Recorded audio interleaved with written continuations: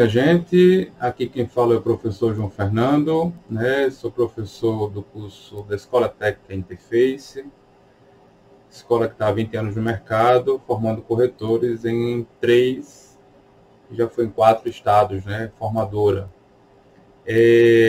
Nesse encontro da gente, a gente começa a estudar, né, um componente da grade curricular de suma importância, né? Que é justamente a disciplina de operações imobiliárias. Muito me alegro em poder contribuir e dar o meu melhor em conhecimento nessa jornada de encontros virtuais, certo? Espero, sinceramente, contribuir de maneira bem tranquila, mas com muita informação, mas que vocês possam ir processando essas informações ao tempo de vocês. A vantagem é que eu espelho todas as minhas aulas nas apresentações presenciais e busco fazer a mesma coisa, abordar os mesmos temas que normalmente são abordados em sala de aula presencialmente. E acredito que aqui conseguirei dispor, né, de condições ideais até para desenvolver outros temas, aprofundar muito mais outros temas, que lá certamente não teríamos condições, porque existem muitas interrupções, perguntas, dúvidas, etc.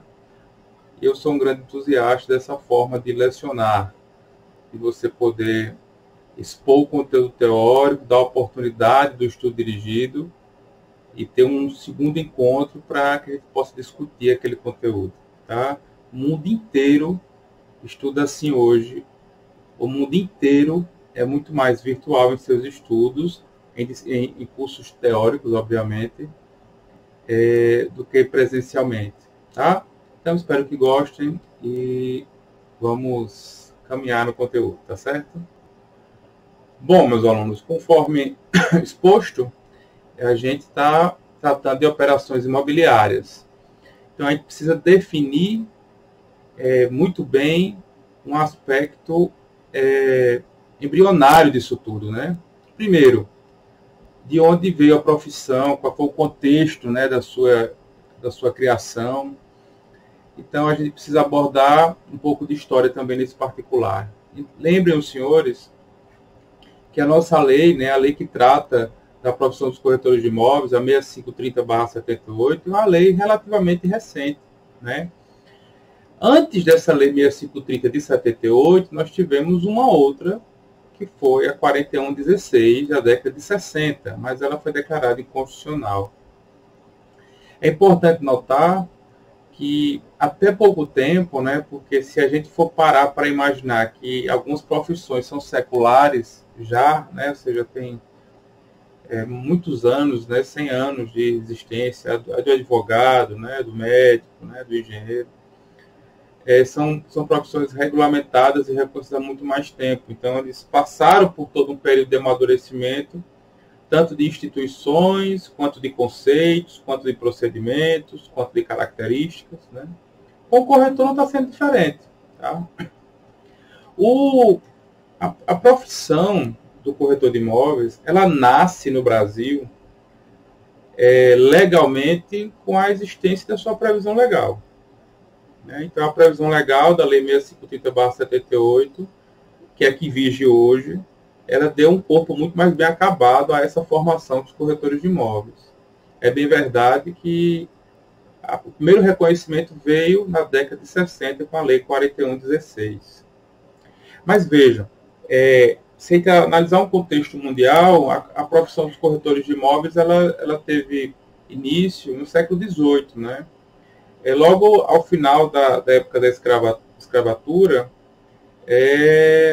aquela leva de mão de obra, né, disponível no mercado, que eram os ex-escravos, eles passaram a ser absorvidos, né, nos grandes centros urbanos em algumas indústrias, né? É importante salientar que não cabe aqui expor, obviamente, as condições de trabalho daquela época, porque a gente está tratando de operações imobiliárias. O contexto ele se dá adequado aqui ao momento, por quê? Porque com o aumento dos centros urbanos, muitas pessoas que precisavam da fábrica para se sustentar passaram a morar perto da fábrica. E quem não tinha negócios com a fábrica, com as fábricas ou com o comércio ao redor, não queria ficar perto da fábrica. Por quê? Porque o caráter ambiental era terrível, né? Muita poluição, a parte sanitária terrível também, né? Muitas epidemias, né? Epidemia de cólera naquela época, inclusive, né? Então, é importante a gente entender a peste negra, né? Que era transmitida por pulga, né? Que dizimou muitas pessoas, né? Então, é importante a gente entender que não a profissão, mas nascia ali uma atividade. E essa atividade diz respeito justamente a essa pessoa que, por um interesse ou outro, passava a intermediar essa situação. Ou seja, quem queria morar perto da fábrica, ele arranjava algum imóvel perto da fábrica, e quem queria sair de lá arranjava com outro que queria trocar ou queria vender fora da fábrica. Mas tudo muito ainda artesanal, tudo muito ainda atécnico, né? Ou seja, sem técnica, tudo ainda é muito rasteiro, né? Sem bases e premissas estabelecidas para os negócios, apenas uma confusão e depois uma reunião de interesses, né? Era isso que acontecia. No Brasil, a gente observou essa tendência já em 29, né? Com a quebra da Bolsa de Valores de Nova York, né? Nós recebemos muitos imigrantes e os centros também passaram a desenvolver também a mesma sistemática, né? Ou seja, os centros cresciam e os interesses passavam a ser cada vez mais prevalentes nesse sentido, né? Então era esse justamente o contexto histórico que se instalou no Brasil, né? Os grandes centros crescendo e, logicamente, as demandas por imóveis passaram a existir. Então, o contexto histórico e econômico ele se deu justamente após o craque da Bolsa de Nova York, os grandes centros se desenvolvendo. O princípio industrial do Brasil ele só veio com força mesmo só na década de 50, né? Foi quando Siderúrgica Nacional, Petróleo é Nosso, etc. e tal, Brasília. A partir dali começou a se desenvolver o Brasil economicamente de maneira mais complexa, né? É importante notar que a existência de uma profissão, entendo, a gente não está desmerecendo as atividades que existem no mundo. Corretor de gado, corretor de carros usados, sapateiro, etc. Todas são atividades importantes. É porque a legislação ela reconhece como profissão aquilo que está regulamentado em lei. Tá? É só isso. Tudo que não está regulamentado em lei, teoricamente, é uma atividade desenvolvida. Tá? Muito bem. Já o contexto social nosso, ele passou a ser muito mais determinante nisso tudo. Por quê? Porque a população do Brasil passou a se avolumar. Não é? As pessoas, inclusive do interior, passaram também aí um pouco mais para as cidades. Isso na década de 70, inclusive. Então, é importante a gente entender que, com esse contexto social, é natural que a demanda por imóveis aconteça. A pergunta, por que na década de 60 e 70 buscou-se regulamentar, então, essa atividade como profissão? Natural. É algo que movimenta a economia nacional. Hoje nós conhecemos o Produto Interno Bruto como um índice, né? Um valor da economia que retrata setores de produção. O setor imobiliário, que está tratando da construção civil e etc. E é o setor produtivo terciário, inclusive de serviços. Né? Por quê? Porque envolve o corretor, envolve a locação para alguém que vai prestar serviço, né? Porque aquilo ali entra como base daquela empresa. Né? Então, a atividade econômica como um todo acaba girando pelo mercado imobiliário também, né? Então, é importante que a gente entenda que vir a regulamentação foi muito bom, tá? Tirar da informalidade, da falta de técnica, da falta de fiscalização, a regulamentação contábil disso aí, a regulamentação jurídica disso aí, foi muito bom para a profissão que ela fosse realmente, de fato, né, reconhecida como profissão através da Lei 4116, que, na verdade, se perfaz muito bem na Lei 6530/78. Tá? Então, corretar, né, é fazer ofício. A função de corretor servir de intermediário entre duas pessoas, representando ou o vendedor ou o comprador. Não é? Ele também pode ser contratado como uma pessoa que vai em busca de negócios imobiliários também. Né? A demanda ela fica muito estabelecida na mente da gente quando o vendedor quer vender. Mas, às vezes, o corretor ele pode ser contratado simplesmente para ir prospectar o imóvel no mercado e receber comissão por isso. Tá? Ele tem que ser um indivíduo especializado, né, com a formação e habilitação própria, e precisa manter os padrões da verdade, da honestidade, né, a ética profissional como está posta na Resolução 326, né, que é do COFES, né, que é o Código de Ética. Lembrando que hoje o entendimento de que o corretor é o único indivíduo que numa relação imobiliária, num negócio imobiliário, se pode exigir conhecimentos técnicos sobre o negócio, tá? Por razões óbvias. A profissão foi reconhecida, então as pessoas precisam entender que responsabilidades existem. Né? Bom, é importante a gente entender onde o corretor ele se encaixa nesse sistema, né, de negócios imobiliários. Recentemente, entre 2011 e 2008 começou o boom imobiliário, né? 2009 o boom imobiliário região metropolitana de Recife, Alagoas e outros setores, Rio de Janeiro, coisa incrível, né? São Paulo. Por quê? Porque dinheiro começou a circular, né? Houve uma geração de empregos muito forte até 2012. Então, as pessoas tiveram uma capacidade de endividamento aumentada, né? O que é essa capacidade de endividamento? É a condição que você tem de contrair empréstimo, por exemplo, empréstimo de financiamento habitacional, né? Então, o que acontecia? Muitos corretores passaram a trabalhar como criador de proposta. E eu chamo a atenção para essa condição do corretor, não dizendo que não é bom. Lógico que eu não sou maluco dizer isso. Lógico que é importante o corretor, ele, sim, vender o imóvel com a menor dificuldade possível, logicamente. A questão é que até 2013, até princípio de 2014, olha que os empregos estavam diminuindo, né, daquela época até 2014, muito se vendia ainda rapidamente, porque ainda tinha muito dinheiro circulando, principalmente dinheiro público circulando. E esse dinheiro público, ele gerou o crescimento artificial da economia. Né? Muito bem, então, nesse patamar, a gente tem que entender, os corretores que vivenciaram aquele momento, eles tiveram que se reinventar, porque a realidade de venda imobiliária hoje e a normalidade de uma demanda imobiliária é aquela cujo o corretor precisa trabalhar com técnica, com estudo, com convencimento,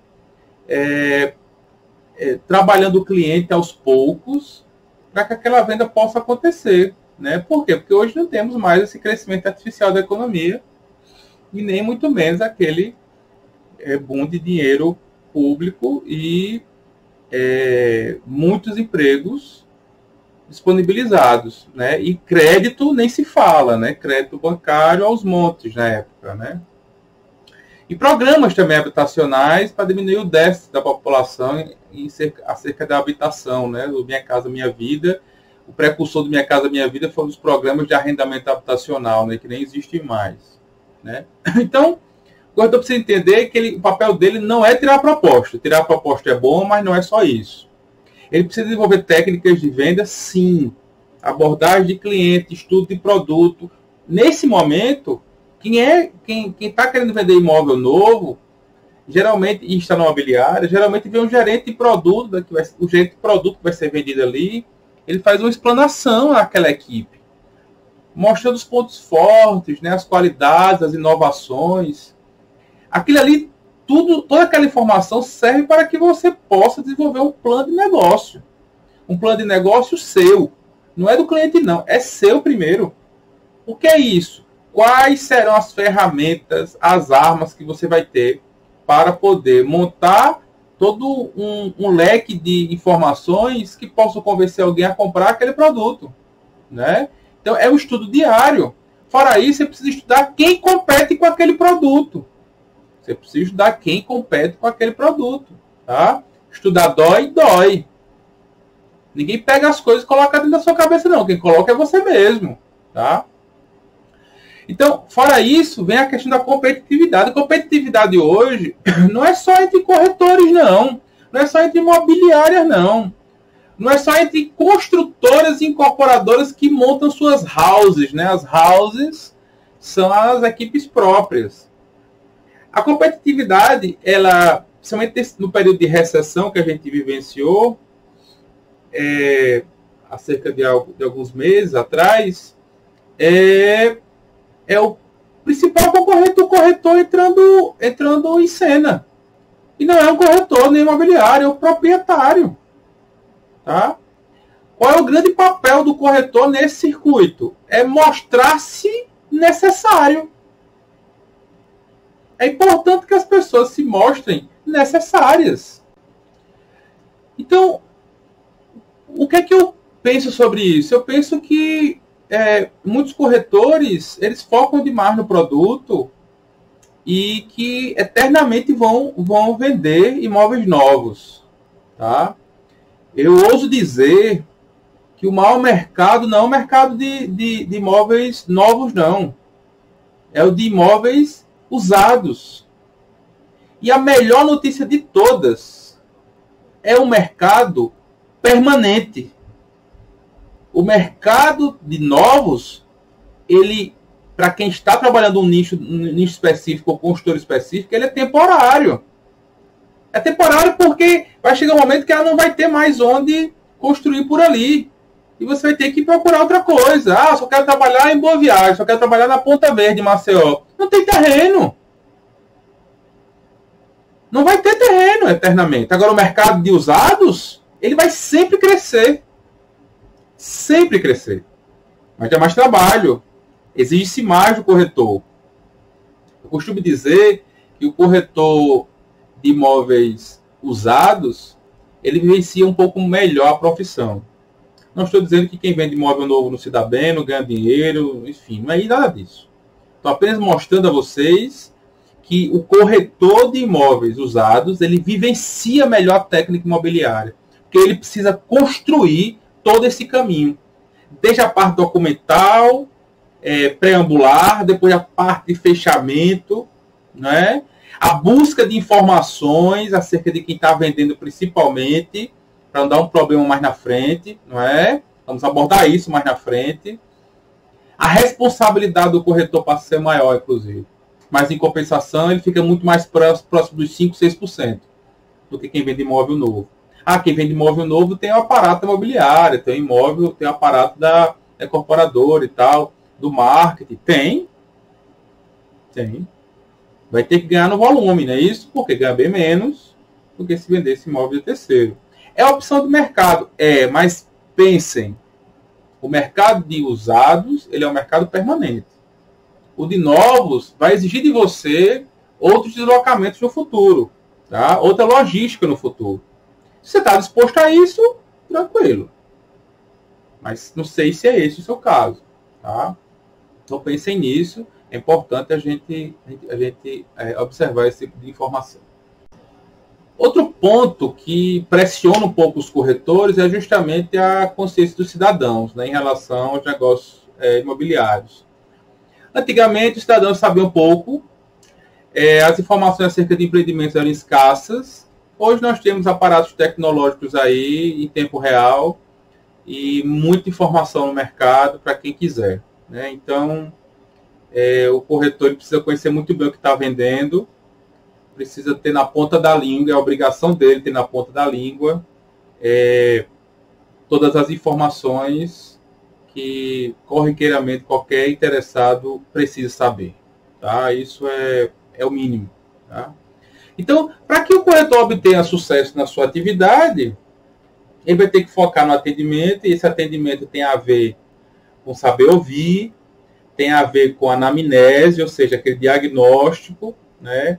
Tem a ver com você focar na necessidade do cliente, não na sua necessidade, ou querer empurrar o único modelo de imóvel que você tem goela abaixo, tá?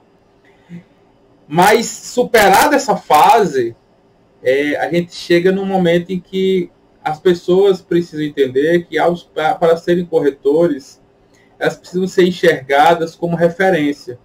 E para ser enxergado como referência, você não trabalha como vendedor.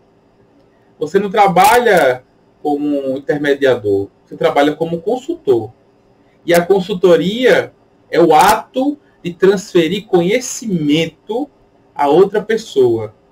E esse conhecimento precisa ser seguro. Esse conhecimento precisa ser útil. Esse conhecimento ele precisa ser de valor agregado. Não adianta querer tratar cliente hoje com superficialidade. Não adianta querer tratar cliente hoje com informações ingênuas.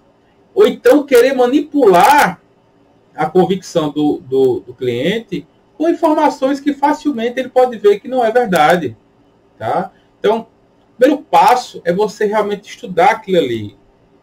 Aquele negócio precisa ser bem estudado, aquele empreendimento precisa ser bem estudado, aquele imóvel usado precisa ser bem estudado, né? Em todos os aspectos, né? É redondez, é mercado imobiliário, são os imóveis paradigma. O que são os imóveis paradigma?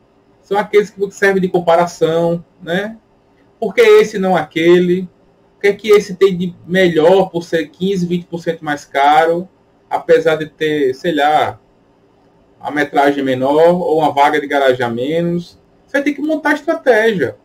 Agora, não dá falsa informação ou informação desconexa ou mera especulação para o seu cliente. Se seu cliente descobre, se ele chega à conclusão de que você é uma pessoa que não sabe o que está dizendo, você não vira referências. Se você não vira referência, ele não acredita no que você está dizendo. Se ele não acredita no que você está dizendo, ele não vai atrás de nada que você está ofertando. Tá? Então, é isso que eu busco implantar na mente dos alunos, é que ele precisa entender que o negócio ele vai vir.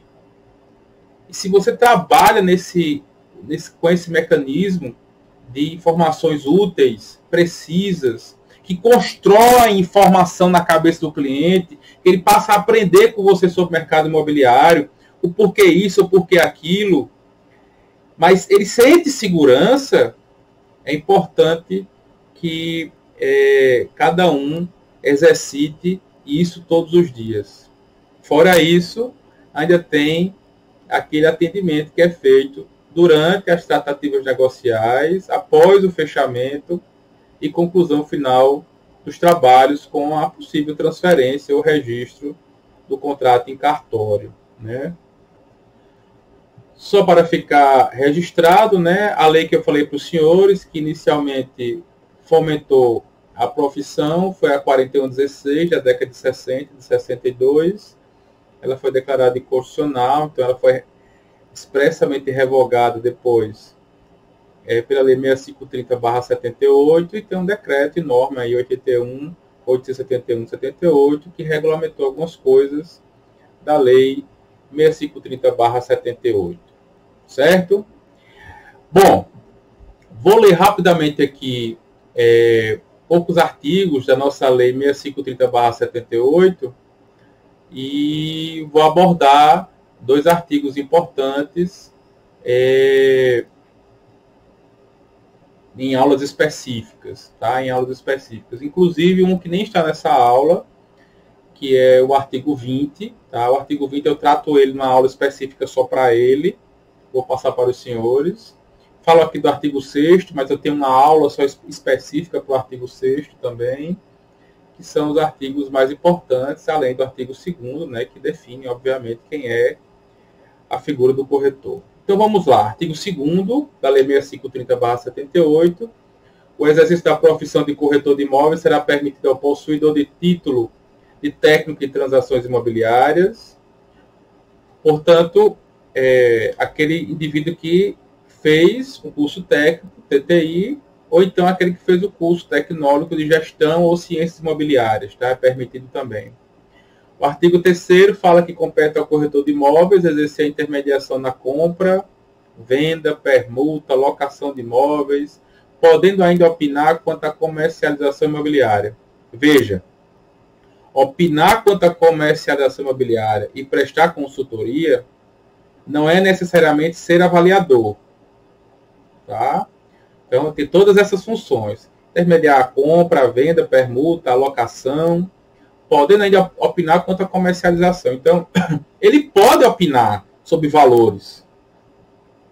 Ele pode sugerir valores de negociação. Pode fazer juízo de valor, se está barato, caro, muito ou pouco, é óbvio que pode. Mas ele só poderá emitir um parecer avaliativo, né, ou seja, figurar como perito em avaliação, se ele tiver um curso específico para isso, que pode ser feito em paralelo ou posterior ao curso técnico de transações imobiliárias, tá? E promover o registro do conselho, tá certo? Parágrafo único. As atribuições constantes desse artigo poderão ser exercidas também por pessoa jurídica inscrita nos termos dessa lei. Portanto, ele está dizendo que o corretor, a pessoa física, né, o indivíduo, ele exercerá a função de corretor e as pessoas jurídicas também poderão exercer as atividades imobiliárias. O artigo 6º diz: as pessoas jurídicas inscritas no Conselho Regional de Corretores de Imóveis sujeitam-se aos mesmos deveres e têm os mesmos direitos as pessoas físicas nele inscritas. Portanto, ele está dizendo o quê? Ele está dizendo que as prerrogativas, os direitos entre pessoas físicas, corretores, e pessoas jurídicas imobiliárias são os mesmos, tá? Desde que adequadas à legislação. Mas as prerrogativas imobiliárias são as mesmas, tá? Parágrafo único. As pessoas jurídicas a que se refere este artigo deverão ter como sócio-gerente ou diretor um corretor de imóveis individualmente inscrito. Bom, aqui a gente desenvolve uma pequena discussão que é justamente acerca dessa questão de toda empresa imobiliária ter que ter ou não um corretor como sócio.